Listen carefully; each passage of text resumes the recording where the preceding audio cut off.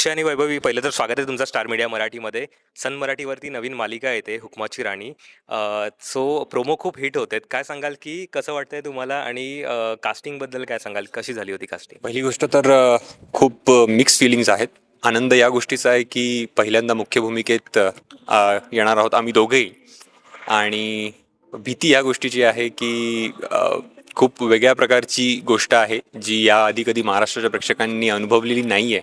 So जी जशी प्रोड्युसर्सने डिरेक्टर्सने या लोकांनी व्हिज्युअलाइज केली आहे तशी प्रेक्षकांपर्यंत पोहोचेल की नाही याची थोडीशी भीती आहे. आणि दुसरी गोष्ट कास्टिंगबद्दल सांगायचं झालं तर अमोल खापरे हे माझे एक फ्रेंड आहेत कास्टिंग डिरेक्टर, जे एक्झिक्युटिव्ह प्रोड्युसर्स यांचे फ्रेंड आहेत. त्यांनी मला सांगितलं की अशी अशी एक रिक्वायरमेंट आहे. मी त्यांना माझी प्रोफाईल पाठवली, प्रोफाईल लॉक झाली आणि मग पुढे सगळ्या गोष्टी झाल्या. एकतर सिरियल येते ह्याबद्दल खूपच एक्साइटमेंट आहे. खूप अनयुज्युअल प्लॉट आहे याचा. एवढ्या मोठ्या स्केलवरती मराठीमध्ये एक सिरियल होते, जे म्हणजे मोठ्या फॅक्टरीज, आमचा बंगलो तुम्ही बघाल, बाकीच्या आमच्या लोकेशन जर तुम्ही बघाल तर खूपच रिअल लोकेशन्सवरती आम्ही शूट करतोय. हे आपण मराठीमध्ये आधी पाहिलेलं नाही आहे, म्हणून त्याची एक एनर्जी आमच्यामध्ये आहे, एक्साइटमेंट आहे. आणि त्या व्यतिरिक्त हा प्लॉट पण खूप वेगळा आहे. आपण महाराष्ट्रातले जे फॅक्टरीज आहेत त्याच्यामध्ये फिमेल रेप्रेझेंटेशन कमी आहे. मला असं वाटतं 9%च महाराष्ट्रामध्ये फिमेल रेप्रेझेंटेशन आहे. त्यात ह्या हुकमाची राणी हे पात्रच एक युनियन लीडरचं आहे. म्हणजे एक साधारण मुलगी ते युनियन लीडर असा तिचा जो प्रवास आहे तो खूप एक्साइटिंग असणार आहे. त्यात ते कामगार आणि मालक यांच्यातलं ते एक बँटर आणि मग ते इव्हेंच्युअली कसे प्रेमात पडतात, ही एक एक्साइटिंग स्टोरी असणार आहे. सो त्याबद्दल मी खूपच एक्सायटेड आहे. त्या व्यतिरिक्त माझं कास्टिंग कसं झालं तर आपली युज्युअल जी कास्टिंगची प्रोसेस असते की आपल्याला कळतं की इकडे इकडे एक मालिका सुरू होणार आहे आणि त्याबद्दल ही रिक्वायरमेंट आहे.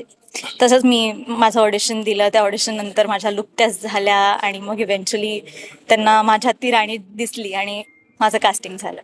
नक्कीच आपण कलाकार म्हणून अनेक भूमिका जगत असतो, करत असतो, पण आपल्याला असतं ना की मुख्य भूमिका आपल्याला हवी असते. आणि तुम्ही आता सांगितलात की ही पहिली मालिका ॲज अ लीड म्हणून. जेव्हा कळलं की आपल्याला लीड म्हणून कास्टिंग झालं आहे, तुमची तर रिॲक्शन तर आहेच, पण घरच्यांची रिॲक्शन काय होती, की त्यांना कसं वाटलं होतं?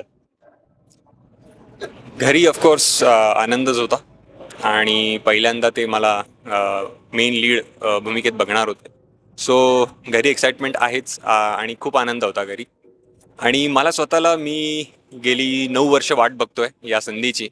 सो माझा आनंद गगनात मावत नव्हता जेव्हा मला कळालं की मी फायनल लॉक झालो या कास्टिंगसाठी. सो हां, आनंद आहे पण जबाबदारीही आहे. बिकॉज इंद्रजितचं असं आहे की इंद्रजितच्या सगळ्या गोष्टी ह्या एक्स्ट्रीम आहेत. इंद्रजितला राग एक्स्ट्रीम येतो. इंद्रजितला जर कोणावर प्रेम येत असेल तर प्रेमही एक्स्ट्रीम होईल कदाचित पुढे जाऊन, ते आपल्याला बघायला मिळेल. सो खूप मोठी जबाबदारी होती. सो कास्टिंग झालं तेव्हा हे दडपण पण होतं की अरे हे कसं, म्हणजे जसं लिहिलंय लिहिणाऱ्याने तसं पोहोचलं पाहिजे प्रेक्षकांपर्यंत. सो ही एक आपण म्हणतो ना नर्वसनेस आहे थोडासा. सो बघूया आता पुढे काय होतं. वैभवी, तसं तर आपल्या लाईफचे प्रोटॅगनिस्ट आपणच असतो. सो ऑलरेडी आपण आहोतच लीड, पण आता ते इंटू रियालिटी ट्रान्सलेट होतं आहे याच्याबद्दल खूपच आनंद आहे. म्हणजे माझे फ्रेंड्स म्हणा किंवा आई वडील, घरचे रिलेटिव्ह, जवळची लोक सगळेच खूप एक्सायटेड होते. कारण बऱ्याच वर्षापासून, म्हणजे मी माझं थिएटरचं बॅकग्राऊंड आहे, थिएटरमध्ये लीड करणं ओके, पण जेव्हा एक्सपोजर मिळतं एवढ्या मोठ्या लेवलवरती तेव्हाच आपल्याला खरं रेकग्निशन मिळतं.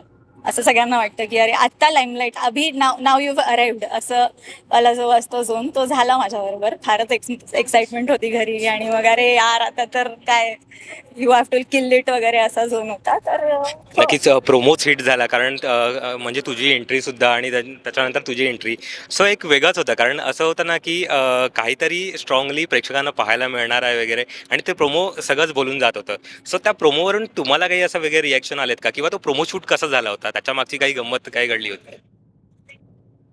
प्रोमो ॲक्च्युली आम्ही 3 शूट केलेत. आणि प्रोमो शूट करताना खूप जास्त एक्साइटमेंट ह्या गोष्टीची होती की आम्ही सगळ्या रिअल लोकेशन्सवर होतो. फॅक्टरी रिअल लोकेशन होती, आमचं घरसुद्धा ते रिअल लोकेशन्स होत्या. सो तो एक वेगळा अनुभव होता की रिअल लोकेशन्सवर हे सगळे प्रोमो शूट करणं. आणि मुळात बघायला गेलं तर प्रोमो आहे हार्डली 1 मिनिटाचा, आणि त्यासाठी आम्ही ऑलमोस्ट 15-15 तास शूट केलं आहे. दिवसाला एक प्रोमो आम्हाला कंप्लीट करायचाच होता. सो 15 तास आम्ही शूट केलाय तो 1 मिनिटाचा प्रोमो, आणि खूप वेगळा एक्सपिरियन्स होता.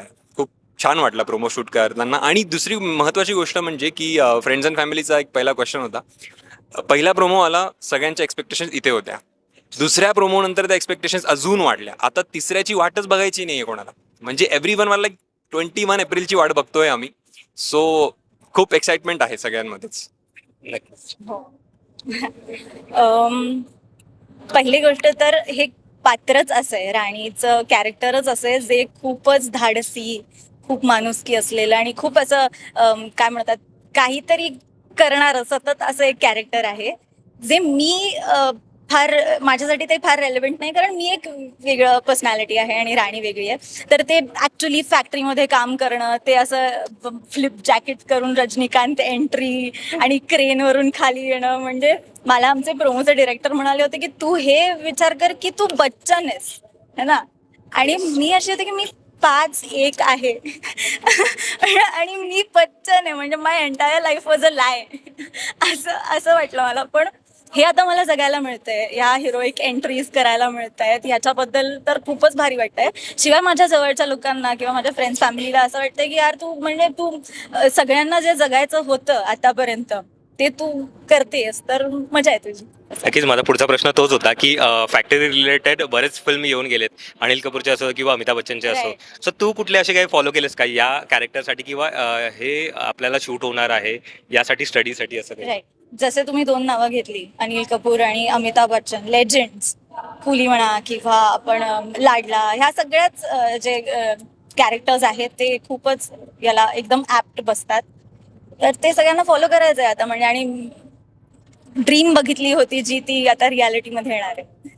नक्कीच मालिकेबद्दल आपल्याला खूप बोलायचंच आहे, पण आता मालिका अजून एपिसोड आलेले नाही आहेत, सो आपण भेटतच राहूया. पण एक मला प्रश्न विचारायचा आहे की मालिकेचं नाव हुकमाची राणी मी. सो तुमच्या लाईफमध्ये अशी हुकमाची राणी कोण आहे? कोणी आहे अशी तुमची आयडियल? माझ्यासाठी अगदीच पहिलं ज्या स्त्रीचं इंट्रोडक्शन माझ्या आयुष्यात झालं होतं ते म्हणजे माझी आई. मला वाटतं आईपेक्षा मोठं हिरो, मोठं इन्स्पिरेशन कोणीच नसतं आपल्या लाईफमध्ये. आणि माझी आई एक वर्किंग मदर आहे. ती SNTT कॉलेजमध्ये टीचर आहे आणि सगळ्याच स्ट्रगल्समधून जाऊन, आणि आम्ही दोघी बहिणी आहोत आणि माझे दोन्ही पेरेंट्स वर्किंग आहेत. तर ती घर सांभाळून तिचं जे काही वैयक्तिक लाईफ असेल, तिचं जे काही सोशल लाईफ असेल, ते सगळं तिने वेल बॅलन्स करून आम्हाला वाढवलं. त्यात असं कुठेही वाटलं नाही की ती कुठेतरी ॲबसेंट पेरेंट होती किंवा असं काहीच नाही. सो माझ्यासाठी, आणि माझं कुठलंही प्रॉब्लेम जर असलं तर माझं गो टू पर्सन ही माझी आई आहे.